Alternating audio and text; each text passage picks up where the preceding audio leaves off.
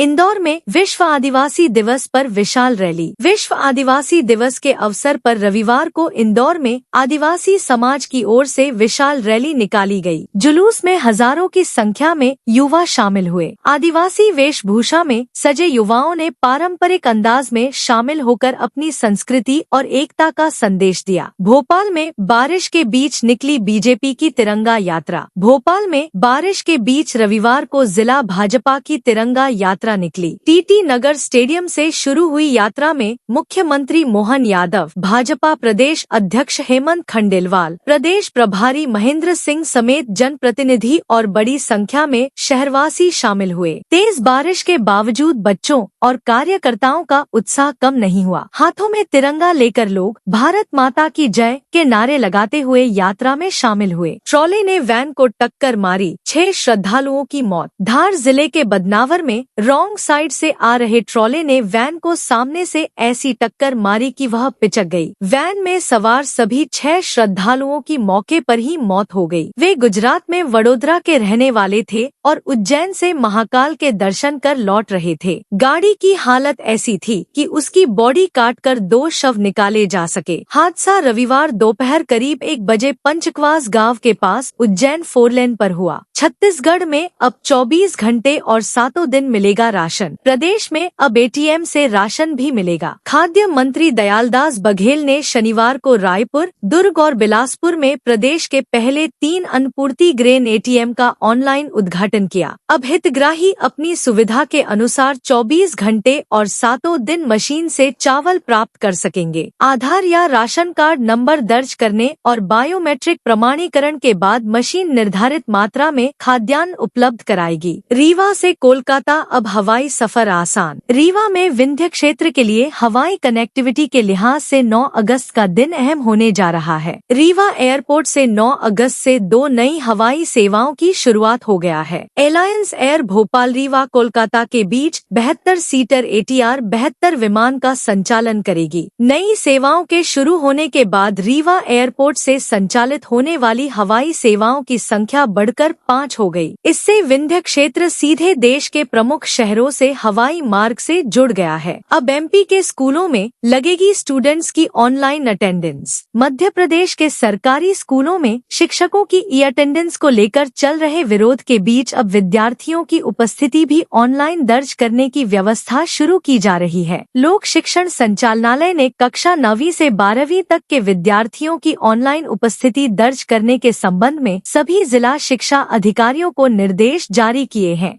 परियोजनाओं से प्रभावित परिवारों को मिली बड़ी राहत। छतरपुर जिले में केनबेतवा लिंक परियोजना और ललितपुर सिंगरौली रेल परियोजना से प्रभावित लोगों के लिए प्रशासन ने बड़ी राहत दी है। कलेक्टर मृणाल मीणा ने दोनों परियोजनाओं से प्रभावित 62 पात्र व्यक्तियों के लिए कुल 7,83,81,745 रुपए की राशि स्वीकृत की है। यह राशि निर्धारित प्रक्रिया के तहत प्रभावित परिवारों को मुआवजा और पुनर्वास सहायता के रूप में दी जाएगी। AIIMS भोपाल में अब रोबोटिक सर्जरी से होंगे कैंसर और यूरोलॉजी के ऑपरेशन। कैंसर और यूरोलॉजी की गंभीर बीमारियों में अब मरीजों को जटिल सर्जरी के लिए अब मेजर ऑपरेशन का सामना नहीं करना पड़ेगा। मध्य प्रदेश की राजधानी में स्थित एम्स भोपाल में अत्याधुनिक रोबोटिक सर्जरी की सुविधा शुरू करने की तैयारी तेज हो गई है। अस्पताल प्रबंधन ने da Vinci robotic surgery system की खरीद के लिए टेंडर प्रक्रिया शुरू कर दी है। MP में लाडली बहना योजना पर बड़ी कवायद। MP में लाडली बहना योजना पर बड़ी कवायद की जा रही है। राज्य सरकार इस जन कल्याणकारी योजना का असर पता कर रही है। इसके लिए उच्च स्तरीय कमेटी गठित की गई है। लाडली बहना योजना के 3 साल पूरा होने पर अलग से एक और मूल्यांकन कराया जा रहा है। राज्य सरकार ने इसके अलावा अन्य जन कल्याणकारी और हितग्राही मूलक योजनाओं की भी समीक्षा कराने का निर्णय लिया है। इनमें विभिन्न विभागों सहित कृषि एवं किसान कल्याण विभाग की कई योजनाएं भी शामिल हैं। भोपाल में अब सीक्रेट नागरिक बनेंगे पुलिस के खबरी। भोपाल पुलिस ने शहर में अपराधियों और संदिग्ध गतिविधियों पर नजर रखने के लिए एक नया दांव खेला है। पुलिस कमिश्नर संजय कुमार की पहल पर भोपाल की माइक्रो बीट व्यवस्था में अब जागरूक और भरोसेमंद नागरिकों को गोपनीय रूप से माइक्रो बीट नागरिक प्रभारी बनाया जाएगा। इस नई व्यवस्था की